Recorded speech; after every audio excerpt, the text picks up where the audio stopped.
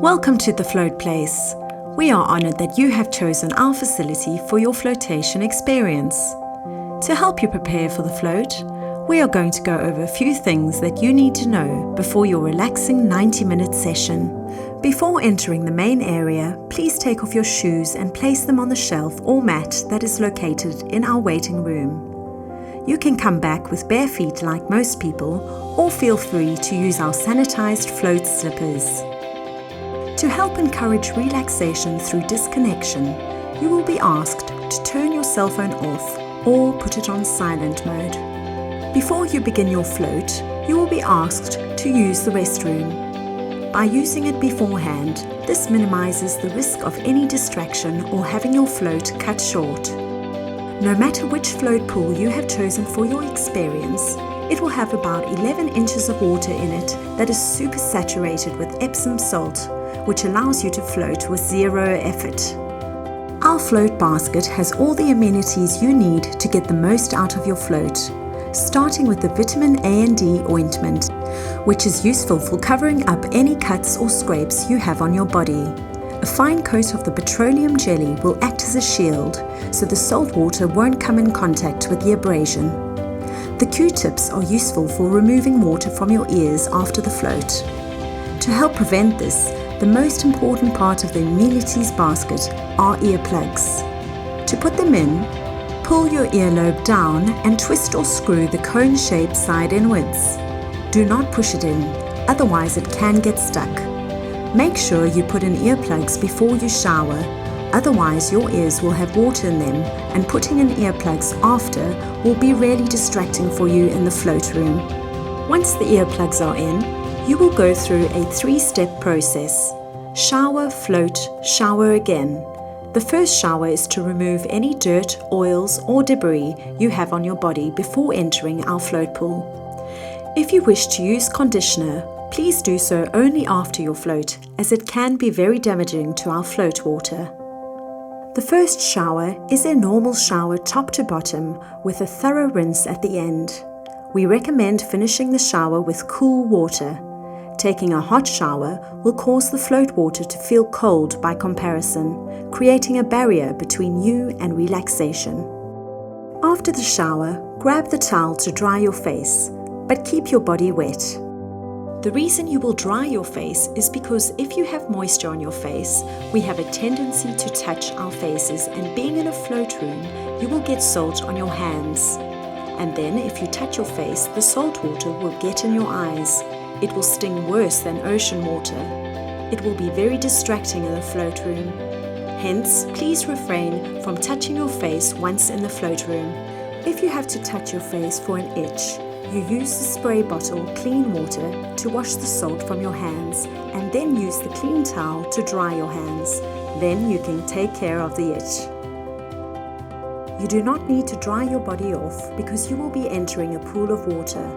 And drying your body off might cause salt to crystallize on your chest, creating a distraction. Carefully step into the float room 1 foot at a time, using the handles to be sure you do not slip.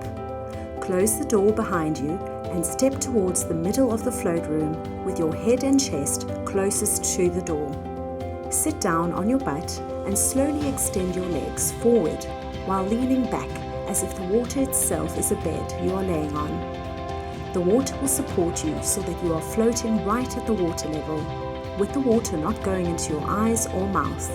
Since the water is only 11 inches deep, you can touch the bottom at any time to stabilize yourself during your float. The lights in the shower area will turn off by themselves within a few minutes. It is normal to see a small amount of light coming into the float room until that light turns off. Some positions that people like are hands to your side, hands above head, hands behind head. There is no wrong way to float except on your stomach. If you are pregnant, this is possible. However, please ask so we can accommodate for that. We will provide you with a pool noodle. After you get into a comfortable position, you can reach over to turn off the interior light by pressing the white button.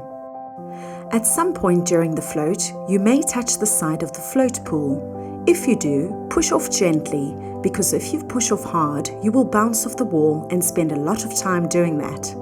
The whole goal is to stay still. The quicker the water settles, the quicker the body gets still, and the quicker your mind can relax and go into that Zen state. Another trick is to extend both arms out to touch the walls. Take a few deep breaths as you relax your body. This should help to still the water as well. If you feel tension behind your neck, you may be using your neck muscles to hold your head up instead of the salt water. If this is the case, the trick is to lift your chin up and look up at the ceiling to help relax your muscles. Sometimes some tension will still be felt, and you may need to use our float halo, which is right above the light switch.